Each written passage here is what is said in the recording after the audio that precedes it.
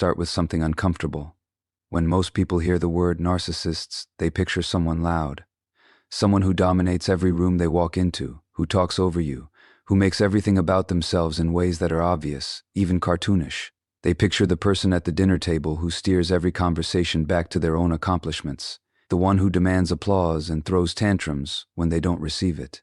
That picture is not wrong, but it is incomplete. And that incompleteness is exactly where the covert narcissist hides. The covert narcissist has studied that stereotype consciously or not, and built themselves in direct opposition to it. They are quiet where the classic narcissist is loud. They are self-deprecating where the other is boastful.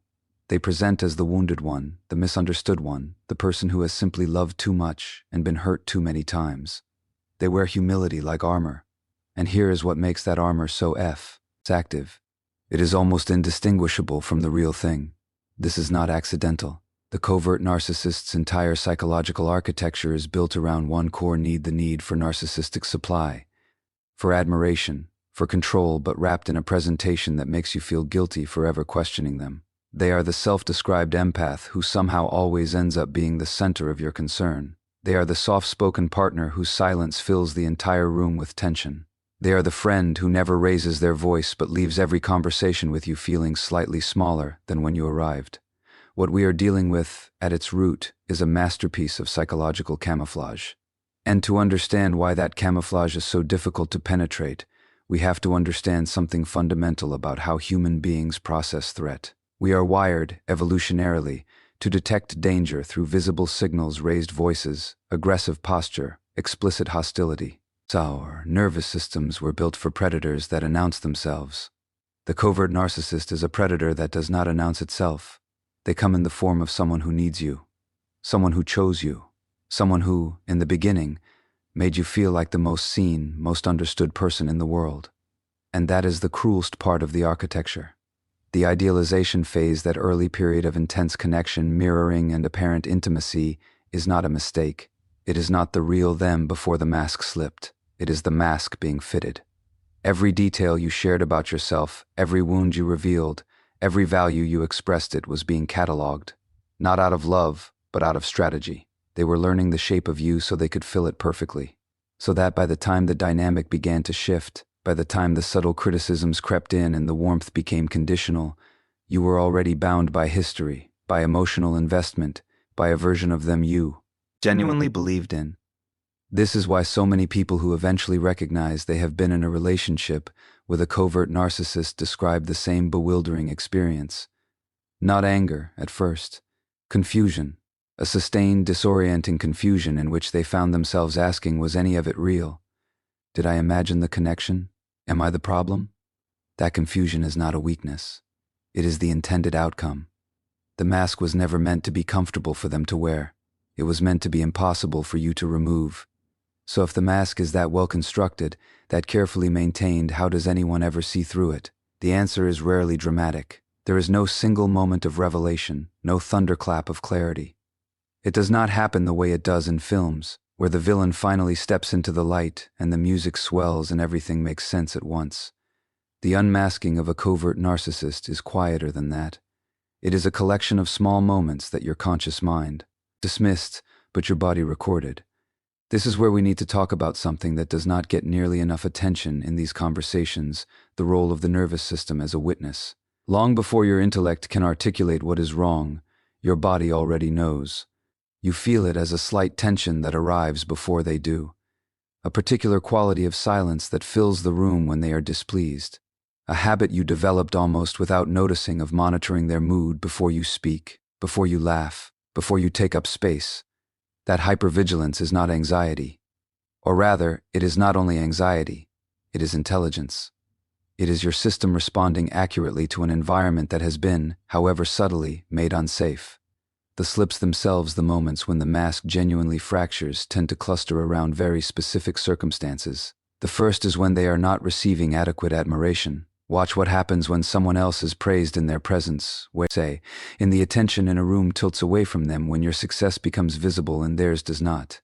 The response is rarely overt rage. It is something colder, a withdrawing, a comment so precisely calibrated to diminish you that it could, if challenged, always be explained away as concern, as honesty, as simply telling you the truth no one else will. The second circumstance is when they are contradicted, not argued with contradicted. A simple, factual disagreement. What surfaces in that moment, even briefly, is something that does not match the persona, a flash of contempt behind the eyes, a tightening of the jaw, a response that is disproportionate in a way you feel before you can measure it. And then, almost immediately, the mask is back, the moment is smoothed over, and you are left wondering whether you saw what you saw. That wondering is the mechanism. That self-doubt, did I misread that? Am I being unfair? Am I too sensitive? Is not a coincidence. It is a feature of the die. So namik, that has been carefully, if unconsciously, cultivated. The covert narcissist does not need to gaslight you aggressively.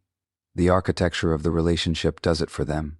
You have been so thoroughly conditioned to question your own perceptions that when reality briefly breaks through, you do the work of suppressing it yourself. This is what makes the unmasking moment so significant and so fragile, because it is rarely a moment of certainty. It is a moment of doubt, but doubt in a new direction. Instead of doubting yourself, for the first time, you are doubting them. And that shift, however small, however tentative, is everything. It is the first true perception you have had in perhaps a very long time. The philosopher Simone Weil wrote that attention is the rarest and purest form of generosity. But in the context of recognizing covert abuse, attention is also the rarest and purest form of self-protection. What you saw was real. The fact that they made you question it is, proof. Now we arrive at the part of this conversation that most people are not prepared for. Because up until the moment of unmasking, as disorienting as that experience is, there is still a kind of equilibrium. The dynamic is harmful, yes. The relationship is distorted, yes.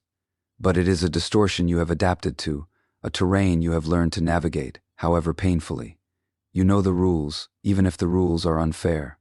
You know what appeases them, what provokes them, what keeps the atmosphere livable. There is a grim, exhausting stability to it. The moment they sense you have seen them, that equilibrium collapses. And what replaces it is something qualitatively different.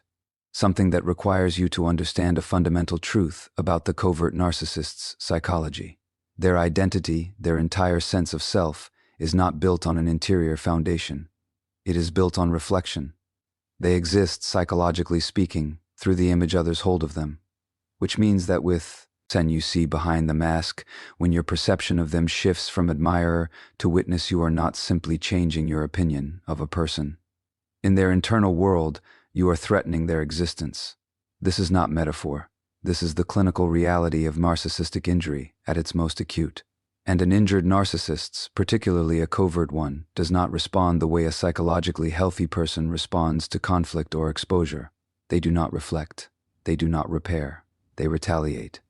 But because the covert narcissist has built their entire identity around the appearance of reasonableness, that retaliation will almost never look like retaliation.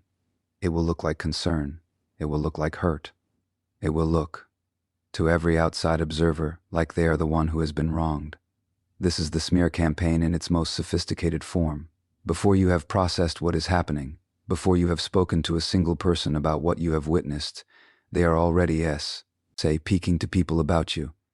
The narrative is being constructed in real time, and it is a narrative in which they are wounded, bewildered, and blameless, and you are unstable, ungrateful, or cruel. They are not lying exactly in their own perception. They are defending a self that cannot afford to be questioned, and they are extraordinarily skilled at it, because they have spent a lifetime perfecting the art of appearing to be the victim in every story. The isolation that accompanies this phase is equally calculated. Friendships you shared begin to cool, sometimes without you understanding why. Family members who were once neutral start to keep their distance. Your support network, the very people you would naturally turn to in a moment of crisis, has been quietly, methodically compromised. Not through dramatic intervention, but through years of subtle positioning, small comments, gentle expressions of worry about you, delivered long before you had any reason to worry about yourself. Seeds planted so far in advance that by the time you need the soil, it has already been salted. What you are facing in this moment is not just a difficult person. You are facing a system, a set of psychological and social mechanisms that were assembled, piece by piece, to ensure that if this moment ever came, you would face it alone and unbelieved. Understanding this is not meant to frighten you. It is meant to orient you, because you cannot navigate terrain you refuse to look at clearly. And the first act of survival is accurate perception, seeing the danger not as it feels, but as it is. The storm does not warn you. It is already here, so you have seen them. You understand the danger, and every instinct you have is screaming at you to do something with that knowledge. To say it out loud, to name it directly, to look them in the eye and tell them precisely what you have witnessed, what you now understand, what you are no longer willing to pretend you do not see. There is something deeply human about that impulse, something that feels not just understandable but righteous. Justice, after all, is supposed to begin with truth. We are taught, from the earliest age, that naming a wrong is the first step toward correcting it. That honesty is the mechanism through which broken things are repaired. But here is what that instinct does not account for. It assumes you are in a relationship governed by the same rules as honest ones. It assumes that the person across from you shares your investment in reality, that they are, at some level, reachable. That if you present the truth clearly enough, compellingly enough, with enough evidence and enough composure, something in them will respond to it, will recognize it, will, even reluctantly, acknowledge it. That assumption is the trap. The covert narcissist does not experience confrontation the way a psychologically healthy person does. For most people, being genuinely confronted with a hard truth produces discomfort, but also, eventually, the possibility of growth. For the narcissist, confrontation produces something else entirely.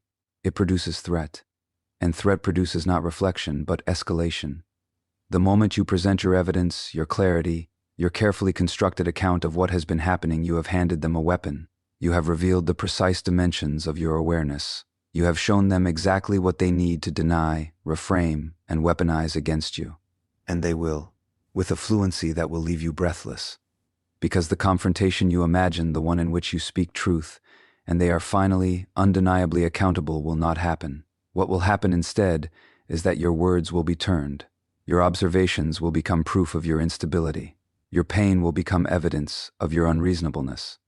The very act of confronting them will be recast as an attack, and they will respond to it as a victim responds, with hurt, with bewilderment. It's a performance of injury so convincing that you will find yourself, absurdly, apologizing for having told the truth. This is not a failure of your delivery. It is not that you chose the wrong words or the wrong moment. It is that confrontation, in this context, is structurally incapable of producing the outcome you need. You are not in a disagreement. You are in a dynamic. And dynamics do not yield to arguments, they yield to exits. There is also something else at work here, something worth sitting with. The desire to confront is often, at its core, not really about them. It is about you. It is about the profound human need to be witnessed, to have your experience validated by the very person who distorted it. To hear them say, yes, this happened. Yes, I did this. Yes, your perception of reality was accurate. That acknowledgement feels essential. It feels like the thing you need before you can move forward, but you will not receive it. And waiting for it, building your recovery on the foundation of an admission that will never come, is how people remain trapped long after the door is opened. The confession you are waiting for is not coming. And the moment you stop waiting for it, you become ungovernable. If confrontation is the trap, then what is the alternative? This is the question that sits at the center of everything we have been building toward. Because the human mind, when it finally grasps the reality of what it has been living inside, does not naturally tend toward stillness. It tends toward action, toward release, toward doing something proportionate to the magnitude of what has been done. And when you understand that confrontation only accelerates the danger, when you understand that emotional expression becomes ammunition, when you understand that the system arrayed against you is more organized than you initially realized, the silence that is required of, you can feel not like strategy, but like surrender. It is not surrender. It is the most sophisticated move available to you. The concept is called gray rocking, and the name itself is instructive. A gray rock is not invisible. It is simply utterly unremarkable. It provokes nothing. It invites no engagement. It offers no surface that the eye wishes to rest on. In a field of gray rocks, the predator who hunts through stimulus, through reaction, through the electrical charge of your emotion, finds nothing worth pursuing. You are not hiding. You are simply becoming uninteresting. And for a covert narcissist, whose entire psychological engine runs on the fuel of your response, your emotional unavailability is not just inconvenient. It is destabilizing. Here is the practical architecture of what this looks like. You respond to their provocations with brevity, not coldness. Coldness is itself a reaction, and they will read it as such. Brevity. Neutral, factual, affectless brevity. When they deploy the subtle criticism designed to pull you into defense, you do not defend. When they manufacture the crisis intended to make you perform concern, you respond with measured practicality rather than alarm. When they offer the rare warmth, the strategic return of affection designed to test whether you are still available to be reeled back in, you receive it without expansion, without hope, without the softening that tells them the door is still open. This requires something that is genuinely, achingly difficult. It requires you to feel everything you are feeling: the grief, the anger, the longing, the confusion, and feel it somewhere else. In private, in trusted company, in a therapist's office, in the pages of a journal. Never in front of them, because every tear, every raised voice, every moment of visible pain is information, and information, in their hands, becomes leverage. What gray rocking also does, and this is the dimension of it that is rarely discussed, is that it begins to dissolve the dynamic from the inside. Covert narcissists are not, despite appearances, in control of themselves. They are in control of their reactions to you. Remove the stimulus, and the machinery begins to stall. The provocations may escalate initially because the system, sensing the loss of supply, will attempt to recalibrate. This is expected. This is not a sign that the strategy is failing. It is a sign that it is working. There is a concept in systems theory called a feedback loop, the idea that a system sustains itself through the continuous exchange of input and response. Gray rocking is the deliberate interruption of that loop. You are not fighting the system. You are starving it. Quietly, methodically, without drama or declaration. The narcissist needs your chaos to feel calm. When you become still, you take that from them. And in that stillness, you begin to remember who you were before they taught you to be afraid of your own quiet stillness. Then is not the destination. It is the cover. Because while you are presenting that unremarkable surface, the gray rock strategy is doing its quiet work of starving the dynamic of its fuel, something else must be happening simultaneously. Something deliberate. Something methodical. Something that takes place entirely outside their field of vision. In the spaces they have not thought to monitor, in the hours they have not thought to account for. You are building the architecture of your exit. And the first thing to understand about that architecture is that it must be constructed in complete silence. Not the performative silence of someone who is punishing or withdrawing. They will read that immediately, and it will trigger exactly the kind of scrutiny you cannot afford. The functional silence of someone who has made a decision so privately, so internally, that nothing on the surface has shifted. You are, in every visible way, still there, still present, still navigating the daily texture of the relationship with the same careful neutrality the gray rock method demands.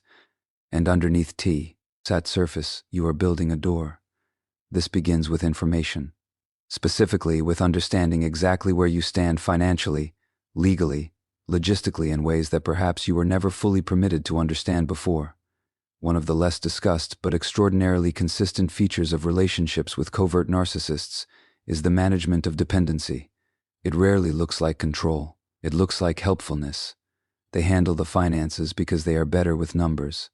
They manage the important documents because they are more organized. They maintain the social relationships because they are more personable. Each of these arrangements, presented as generosity, as division of labor, as simply the natural way things evolved, functions to ensure that you would not know where to begin if you decided to leave. So you begin, quietly. You locate the documents, passports, financial records, legal paperwork, and you ensure access to copies, secured somewhere they can be accessed. So reach. You develop an independent understanding of your financial situation, accounts, assets, debts, entitlements. If the legal landscape of your exit requires navigation, and in many cases, it does, you consult a professional in private, paying for that consultation in ways that do not surface in shared records. You identify the trusted person, not a mutual friend, not someone whose loyalty is divided, but the one individual whose discretion is absolute and whose support is unconditional. You tell them enough, not everything, not yet, but enough that someone who loves you knows what is happening. You also do something that can feel almost surreally practical, given the emotional enormity of what you are preparing for. You build a timeline. Not a rigid one. Rigidity in this context is its own vulnerability, but a sequence. A loose scaffolding of steps, each one a precondition for the next, that moves you from where you are toward the moment of departure. Because one of the most, say, paralyzing features of this kind of entrapment is its apparent formlessness, the sense that leaving is a single, overwhelming act rather than a series of manageable ones. The timeline disaggregates that overwhelming act into something navigable, into something you can do on a Tuesday, quietly, while everything on the surface appears unchanged. There is a reason military strategists distinguish between the decision to act and the act itself. The decision is internal, invisible, and immediate. The act requires preparation, positioning, and patience. You have already made the decision. What you are doing now is simply ensuring that when you walk through the door, it closes behind you permanently. The exit is not the moment you leave. It is the months of invisible work that make leaving possible, and then you are out. The door has closed. The timeline you built in silence has delivered you to the other side of the thing you spent months preparing for. And by every rational measure, this would feel like relief. Should feel like oxygen returning to a room that had been slowly, imperceptibly losing it. You are safe. You are free. The dynamic that consumes so much of your interior life, the monitoring, the calibrating, the constant low-grade vigilance is over. And yet what many people discover, often with a confusion that compounds their pain, is that freedom does not feel the way they imagined it would. What arrives instead, in the days and weeks after leaving, is grief. Heavy, disorienting, and entirely legitimate grief. And because that grief is so unexpected, because it seems so paradoxical, why would you mourn the end of something that was harming you? Many people interpret it as a sign that they have made a mistake, that perhaps they were wrong about what the relationship was, that perhaps they left something real. This is the final, lingering mechanism of the dynamic, and it deserves to be named precisely. The grief you are feeling is real, but it is important to understand what exactly you are grieving. You are not grieving the person. You are grieving the person you believe them to be. You are mourning a version of them that was, in the most technical sense, a construction assembled from your own capacity for love and projected onto someone who never fully existed. The warmth you remember was real warmth, but it was your warmth, reflected back at you during the idealization phase with surgical precision. The connection you felt was genuine connection on your side. What you are grieving is not a relationship.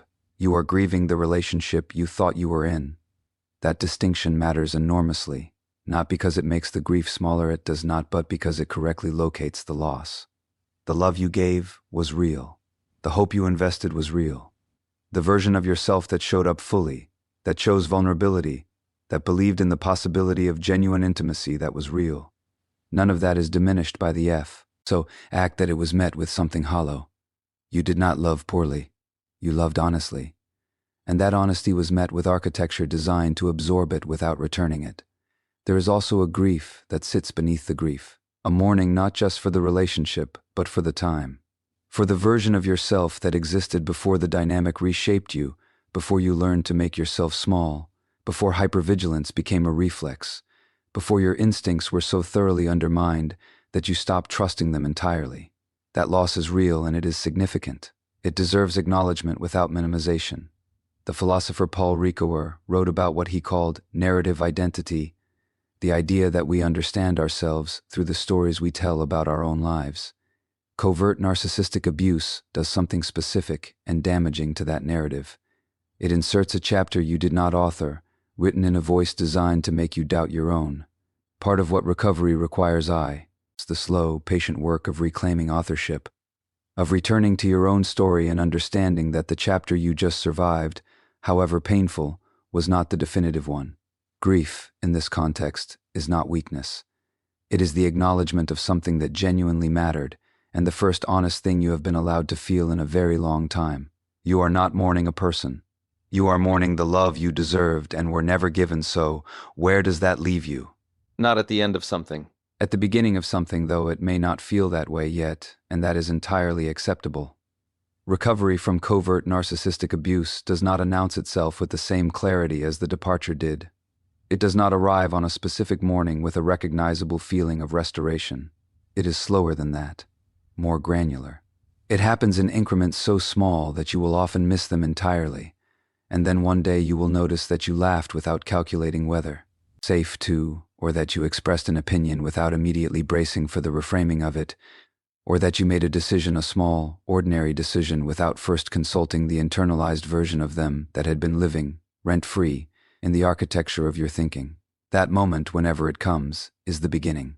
But let us be precise about what recovery actually requires. Because the cultural conversation around healing tends toward the language of restoration, the idea that the goal is to return to who you were before, to find your way back to the self that existed prior to the relationship. And while that impulse is understandable, it is also, in an important sense, insufficient. Because the self that existed before the relationship walked into it, carried the vulnerabilities that made the dynamic possible, was not, despite its innocence, fully equipped to recognize what was happening until it was already deep inside it. The goal, then, is not restoration. So, it is construction. The building of a self that is not only recovered but genuinely more capable, more bounded, more discerning, more fluent in the language of its own instincts. This is not about becoming hardened or closed. Hardness is not wisdom. Armor is not strength. The person who emerges from this experience carrying permanent suspicion and a sealed heart has not recovered. They have simply traded one form of imprisonment for another. What genuine reconstruction looks like is the slow rehabilitation of trust, beginning not with other people, but with yourself. The reinstallation of the instincts that the relationship systematically dismantled. The recalibration of your nervous system, which learned under sustained pressure to treat safety as a threat and tension as a baseline. This is not metaphorical work. It is neurological work. It takes time, it takes support, and it takes the willingness to sit with discomfort without immediately resolving it, which is, perhaps, the most counterintuitive requirement of all for someone who spent years managing another person's discomfort as a survival strategy. It also requires a reckoning with identity, because one of the most insidious long-term effects of covert narcissistic abuse is the degree to which your preferences, your opinions, your sense of what you enjoy and value and desire became organized around another person's approval.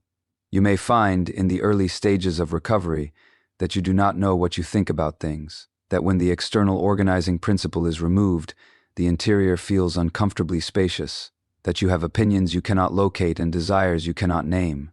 This is not emptiness. This is the space that was always yours, finally unoccupied. Fill it slowly. Fill it honestly. Fill it with the things that ask nothing of you except your genuine attention. You survived a relationship that was designed, at its core, to make you disappear. The fact that you are still here, still thinking, still questioning, still capable of recognizing truth is not a small thing. It is, in fact, the whole thing. You were never the problem. You were always the proof that something real was possible. And now, for the first time, that something real gets to be yours.